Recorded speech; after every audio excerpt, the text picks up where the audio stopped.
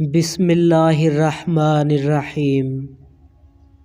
تمام دیکھنے اور سننے والوں کو السلام علیکم۔ خوشی کی تلاش۔ پیارے عزیزو، ایک لڑکا جب 13 سال کا ہوا تو اس کے باپ نے اسے بلایا اور ایک پتا اس کے ہاتھ میں تھما کر اس سے کہا، جاؤ، ادھر ایک دانا آدمی رہتا ہے، اس کی دنیا بھر میں حکمتیں مشہور ہیں، تم اس کے پاس جا کر اسے یہ سیکھو کہ خوشی کیا ہے اور اسے کیسے پایا جا سکتا ہے۔ وہ لڑکا اپنے باپ کی بات کو مانتے ہوئے پتے کو سمجھنا شروع ہوا۔ وہ کسی صحرا میں ایک محل کا پتا تھا۔ لڑکا نکل کھڑا ہوا۔ وہ 40 دن تک مسلسل صحرا میں سفر کرتا رہا۔ آخر کار وہ اس پتے پر پہنچ گیا جو اس نے اپنے باپ سے لیا تھا۔ اس نے دیکھا تو سامنے ایک بہت عالی شان، وسیع و عریض محل بنا ہوا تھا۔ وہ محل کے اندر داخل ہوا تو اس نے دیکھا کہ ہلکی سی موسیقی لگی ہوئی تھی اور ارد گرد جوک در جوک لوگ جمع تھے۔ اس نے بالکل بھی یہ سب تصور ہی نہیں کیا تھا۔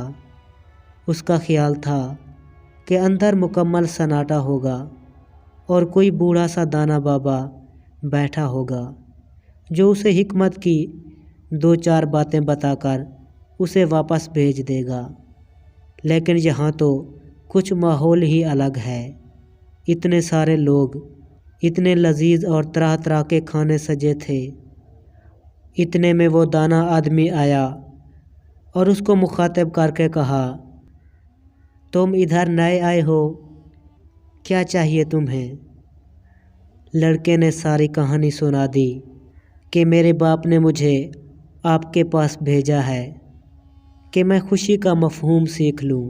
اس آدمی نے کہا کہ دیکھ لو، میرے کتنے مہمان آئے ہوئے ہیں، میرے پاس زیادہ وقت نہیں ہے۔ تم ایسا کرو، تم ایک چمچہ ادھر سے اٹھاؤ اور اس میں 2 قطرے زیتون کا تیل ڈالو۔ پھر وہ چمچہ اپنے سیدھے ہاتھ میں پکڑو۔ تم نے یہ تیل کسی صورت نیچے نہیں گرنے دینا۔ ساتھ میں میرا محل بھی دیکھو، بہت خوبصورت بنا ہے۔ جب محل دیکھ لو تو واپس میرے پاس آ جانا، لیکن یاد رہے تیل کا ایک قطرہ بھی نیچے نہ گرنے پائے۔ لڑکا گیا، میز پر سے ایک چمچ اٹھایا اور اس میں ایک پیالے سے 2 قطرے زیتون کا تیل بھر لیا۔ پھر وہ سیڑھیاں چڑھ کر اوپر گیا۔ اتنی سیڑھیاں تھیں کہ ختم ہونے کا نام ہی نہیں لے رہی تھیں۔ ہر منزل پر ایک زبردست منظر بنا ہوا تھا۔ یہ ادھر ادھر پھرتا رہا اور پھر واپس آ گیا۔ اس آدمی نے دیکھا تو اپنے مہمانوں سے اٹھ آیا اور اس سے بولا، مجھے یہ بتاؤ تم نے کیا کیا دیکھا؟ لڑکا بولا، میں آپ سے جھوٹ نہیں بول سکتا، مجھے سارا وقت ان تیل کے 2 قطروں کی فکر لگی رہی تھی اور میں نے کچھ بھی نہیں دیکھا۔ میں اوپر گیا اور بس نیچے اتر آیا، کسی ایک چیز کو بھی آنکھ بھر کے نہیں دیکھ پایا۔ اس آدمی نے مسکرا کر لڑکے کو کہا، جاؤ ایک دفعہ پھر سارے محل کا دورہ کرو۔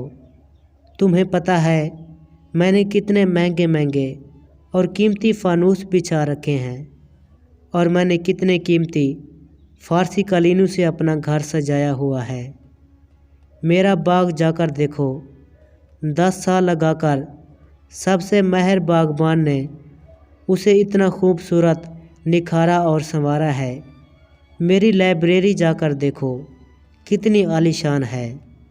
ادھر جو کتابیں میں نے رکھی ہوئی ہیں وہ دیکھو کتنی قیمتی اور کتنی قدیم ہیں۔ لڑکا ہاتھ میں چمچ پکڑ کر اس میں پھر سے 2 قطرے تیل ڈال کر چلا گیا۔ اس بار اس نے پورا محل غور سے دیکھا اور حیران ہو گیا۔ جب واپس آیا تو اس دانا آدمی نے اس سے پوچھا، اب تم نے کیا دیکھا ہے؟ لڑکے نے جواب دیا، میں نے دیکھا کہ کتنے خوبصورت آپ نے پھول سجائے ہوئے ہیں، اتنے خوبصورت قالین، اتنے پیارے فانوس، آپ نے واقعی بہت زبردست محل بنایا ہے۔ دانا آدمی نے پوچھا، چمچ کدھر ہے؟ اس لڑکے نے ہاتھ میں دیکھا اور آگے کر کے دکھایا۔ دانا آدمی نے کہا، ذرا دیکھو اس چمچ میں تیل ہے۔ لڑکے نے دیکھا تو چمچ خالی تھا۔ وہ بہت شرمندہ ہوا اور اس نے کہا، میں باقی سب کچھ دیکھ رہا تھا کیونکہ آپ نے کہا تھا کہ جا کر سب کچھ دیکھ آؤ۔ اس حکمت کے بادشاہ نے کہا، بیٹے اب میری بات غور سے سمجھو کہ خوشی کیا ہے۔ تم جو اتنی دور سے میرے پاس آئے ہو یہ سبق سیکھنے کے لیے کہ خوشی کا مفہوم کیا ہے، یہ ایک گہری بات ہے اور اسے سمجھنے کے لیے ہی میں نے تمہیں یہ سب کچھ کروایا ہے۔ دیکھو خوشی یہ ہے کہ اس چمچ سے ایک قطرہ بھی نیچے نہ گرنا چاہیے، اور تم اس دوران جتنا کچھ دیکھ سکتے ہو اسے دیکھ لو۔ تمہیں دونوں میں توازن برقرار رکھنا ہوگا اور یہی زندگی کا مقصد ہے۔ اور جب انسان اس مقصد کو کافی حد تک پا لیتا ہے تو وہ خوش اور مطمئن ہو جاتا ہے۔ پیارے عزیزو، اس کہانی میں اصل سبق یہی تھا کہ چمچ میں 2 قطرے تیل انسان کا ایمان ہے۔ اس ایمان کو خدا نے ہر انسان میں پرویا ہے۔ جب ساری روحوں کو تخلیق کیا گیا پھر رب نے سب کو اس دنیا کے امتحان میں ڈال دیا۔ اس دنیا کو اللہ تعالیٰ نے بہت حسین و جمیل بنایا ہے تاکہ یہ ہماری آنکھیں خیرہ خیرہ کر دیں اور دل موہ لیں۔ جب اس دنیا نے دل میں زیادہ گھر کر لیا تو ایمان باقی نہیں رہے گا، اور جب بھی ایمان نے دل میں زیادہ گھر کر لیا تو انسان اللہ تعالیٰ کو مقرب ہو جائے گا۔ پیارے عزیزو، اللہ تعالیٰ سے یہ مانگو کہ ہمیں ایسی ہدایت دے کہ ہم دنیا اور آخرت دونوں میں پرسکون زندگی بسر کر سکیں، جیسا کہ پیارے نبی صلی اللہ علیہ وآلہ وسلم یہ دعا پڑھا کرتے تھے، ربنا آتنا فی الدنیا حسنۃ وفی الآخرۃ حسنۃ وقنا عذاب النار۔ آپ علیہ السلام نے بھی دنیا اور آخرت دونوں میں بھلائی کی دعا کی ہے۔